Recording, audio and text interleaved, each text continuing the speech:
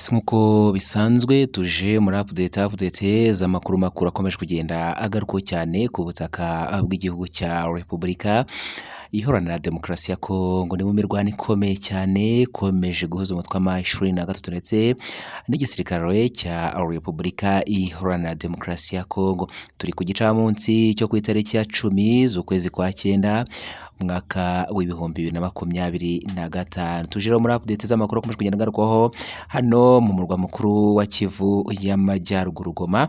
Makuru akomeje kugenda agarukwaho ni ibitero bikomeye cyane byaje guturuka muri Parike Nationale du Virunga, aho kugeza amagingo ngaya hano muri zinkengero z'uyu mujyi wa Goma akomeje kugenda humvikana ibiturika biremereye. Ni igitero bivuga ko cyakozwe ku ruhande rw'ingabo za Repubulika Iharanira Demokarasi ya Kongo, birumvikana zirangajwe imbere n'abasirikare b'igihugu cy'u Burundi ndetse na Wazalendo. Biravugwa ko hakoreshejwe Sukhoi 35 su. Izi ndege rero zikaba ari zimwe zikomeje kugenda zikoma mu nkokora umutwe wa M23 hano mu burasirazuba bwa kino gihugu cya Repubulika Iharanira Demokarasi ya Kongo.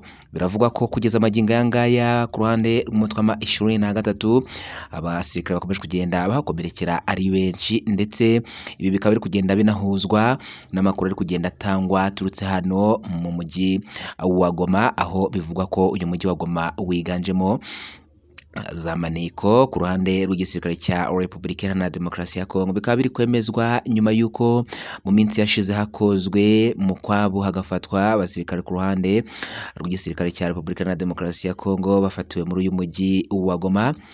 Byavugwaga ko rero ari maneko zinjiye hano muri uyu mujyi wa Goma. Hari abagore bagera muri 5 baje gufatirwa hano muri uyu mujyi wa Goma, ndetse bakaba baraje gufatanwa n'imbunda zigera muri 90. Bakaba bari bafite stock y'imbunda hano rero mu mujyi wa Goma. Bikaba byarakomeje kugenda byemezwa ko hari igitero cyari kiri gutegurwa simusiga gikomeye cyane cyari gukugabwa neza ndani muri uyu mujyi wa Goma. Bikaba byarakomeje kugenda bigaruka ko hari abasirikare bari kwinjira bakinjira bwishwa rero muri uyu mujyi wa Goma, bikarangira baje gukoresha izi mbunda. N'imbunda 90 rero zaje gufatirwa muri uyu mujyi wa Goma. Byavugwaga ko rero aba agore baje gufatwa ngo ikintu bakoraga bajyanaga n'abandi kuvoma, aho kugira ngo bazane amazi bakinjiza imbunda zihambuye cyangwa se zisenyaguye kuri abafata imbunda bakayisenya. Urumva nyine bazipakiraga mu majerikani bakinjiza imbunda bigaragara ko bari bavuye kuvoma. Urumva ko imbunda bazihabwaga n'abandi basirikare ku ruhande rw'igisirikare cya Repubulika Iharanira Demokarasi ya Kongo babaga bari hafi hano muri zinkengero z'uyu mujyi wa Goma. Biravugwa ko rero abasirikare ku ruhande rw'igisirikare cya M23 batewe impungenge n'izi mbunda rero zaje kuba zagaragara hano muri uyu mujyi wa Goma, ndetse binavugwa ko nyuma y'uko izi mbunda zigaragaye zafashwe, ariko nanone hakaba ko hari amakuru akomeje kugenda yemeza ko hano muri uyu mujyi wa Goma hari za maneko nyinshi ziri muri uyu mujyi wa Goma rero zo ku ruhande rw'igisirikare cya Repubulika Iharanira Demokarasi ya Kongo, ndetse nazo zigenda zitanga amakuru bigatuma hagabwa ibitero bya hato na hato. Bivuga ko ibi bitero rero byaje kuba byagabwa kuri kino gicamunsi rero cyo kuri tariki ya 10 z'ukwezi kwa 9 byaje guturuka hano muri Parike Nationale du Virunga. Iyi Parike Nationale du Virunga nyuma yuko yirukanywemo abasirikare ku ruhande rwa FDLR, ibi bikaba byarakoreshejwe n'umutwe wa M23. Nyuma rero nibwo haje kugabwa igitero simusiga kigabwe n'ingabo ku ruhande rw'igisirikare cya Repubulika Iharanira Demokarasi ya Kongo hano muri Parike Nationale du Virunga. Birangira rero ingabo z'umutwe wa M23 zirukankanwe zikurwa hano muri iyi Parike Nationale du Virunga, ari naho rero hahise hakambikana none ingabo ku ruhande rw'igihugu cya Repubulika Iharanira Demokarasi ya Kongo. Ariho naho none kugeza amagingo yangaya hakomeje kugenda haturuka ibi bitero. Reka rero tugusabe mbere yo gukomeza aya makuru tugiye gukomereza mu murwa mukuru wa Kivu y'Amajyepfo Bukavu ndetse tukaza no kugera hano muri Warikare. Ni imirwano ikomeye ikomeje kugenda ihagaragara, ndetse na nyuma y'uko hari umujenerali woherejwe hano muri Uvira, woherejwe na Perezida Felix Antoine Tshisekedi Chilombo kujya guhagararira ingabo, ngo nta wundi rero ni Kasita. Ariko kugeza amagingo aya ngaya ku ruhande rw'abawazarendo bakaba barubiye banze ko uyu mujenerali yahagararira izi ngabo, bitewe nuko bamukekaho ubugambanyi, ari muri bamwe batanze uduce twaje gufatwa n'umutwe wa M23. Mbere yuko rero tugaruka kuri aya makuru yose, turananyarukira Warikare, reka tubanze tugusabe ukande kuri sabone cyangwa subscribe, ntiwibagirwe ukanda kunzogera kugira ngo nitujya dushyiraho amakuru notification ujye uzibone mu ba mbere. Amakuru yacu ujye akurikirana 5 kuri 5. Kora share cyangwa se partage amakuru nayasangize inshuti n'abavandimwe. Ikindi ntiwibagirwe gukora like, ujye no muri comment utange igitekerezo cyawe, kuko nacyo ni ingenzi cyane. Byiza ubishime, bibi nabyo bineye kugira ngo tubone uburyo dukosora, tujye tukugezaho amakuru acukumburanwa mu buhanga, amakuru acukumburanwa mu bushishozi, ndetse amakuru yizewe cyane. Makuru yacu rero reka tuyakomereze mu murwa mukuru wa Kivu y'Amajyepfo, nta wundi ni Bukavu.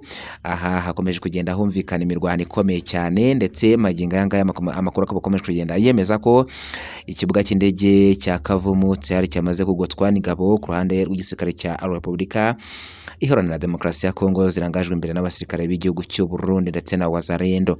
Biravugwa ko ari imirwano yatangiye hagana saa sita n'igice zo kuri tariki ya 10 z'ukwezi kwa 9 uyu mwaka w'ibihumbi 2025. Biravugwa ko ku ruhande rw'igisirikare cya M23 hano muri zinkengero z'ikibuga cy'indege cya Kavumu baje kwatakariza abasirikare benshi, aho amakuru akomeje kugenda yemeza ko abagera muri 14 bamaze kwasiga ubuzima ndetse inkomere ni nyinshi. Ibi rero bikaba biteye impungenge abaturage batuye hano muri uyu mujyi wa Bukavu, batekereza ko isaha ku saha bashobora kuza kwinjiranwa n'ingabo ku ruhande rw'igisirikare cya Repubulika Iharanira Demokarasi ya Kongo, barangajwe imbere n'igihugu cy'u Burundi cyangwa se n'ingabo z'igihugu cy'u Burundi. Abaturage rero basanzwe bakora ibikorwa bigiye bitandukanye by'ubucuruzi, bafite ikibazo gikomeye cyane rero hano muri Bukavu ko bashobora kuza kuba habera imisibano ry'imirwano ikomeye, mu gihe umutwe wa M23 waza kuza kuba winjiranwe n'izi ngabo ku ruhande rw'igisirikare cya Repubulika Iharanira Demokarasi ya Kongo. Reka rero dukomereze hano muri Uvira. Imirwano ikomeye cyane yaharamukiye mu rukera rwo ku itariki ya 10 z'ukwezi kwa 9. Biravugwa ko rero ku ruhande rw'igisirikare cya Repubulika Iharanira Demokarasi ya Kongo barimo bararwanya umutwe wa M23 usubiza inyuma, mu rwego kugira ngo birinde ko hari ingabo zishobora kuza kuba zakongera kwinjira hano ku butaka bwa Uvira. Ku ruhande rwa Perezida Felix Antoine Tshisekedi Chilombo wohereje General Kasita kuza kuyobora ingabo hano muri Uvira. Ku ruhande rw'abasirikare b'Abazarendo baje guhakana ko batemeranywa na Perezida Felix Antoine Tshisekedi Chilombo, ndetse kugeza amagingo aya ngaya bivugwa ko muri iri joro ryakeye ryo kuri tariki ya 9 z'ukwezi kwa 9 uyu mwaka turimo 2025 humvikanye amasasu menshi cyane. Bivugwa ko yaraswaga n'Abazarendo barimo bavuga ko badakeneye kugira ngo uyu mujenerali azabayobore, bitewe nuko bamushinja kuba nawe ari mu bagize uruhare mu gutanga tumwe mu duciro twagiye twigarurwa n'umutwe wa M23, ndetse bakaba bafite inyimbira no kuba bafite ikibazo cy'uko uyu Kasita ashobora kuza kongera kugambanira Uvira, nayo ikaba yaje kuba igafatwa n'umutwe wa M23.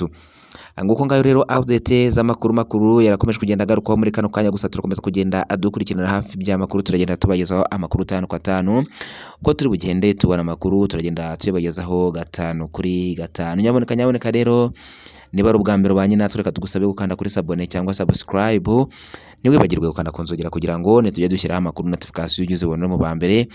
Amakuru yacu ugiye akurikirana 5 kuri 5. Kurasha cyangwa se partage amakuru yasangiza inshuti n'abavandimwe. Ikindi ntiwibagirwe gukora like, ugena muri comment utange igitekerezo cyawe, kuko nacyo ni ingenzi cyane. Byiza ubishime, ibi nabyo bineye kugira ngo tubone uburyo dukosora, tujye tukugezaho amakuru acukumburanwa mu buhanga, amakuru acukumburanwa mu bushishozi, ndetse amakuru yizewe cyane. Wakoze ko bana natwe rero, ciao bye bye. Amakuru naka agaruka.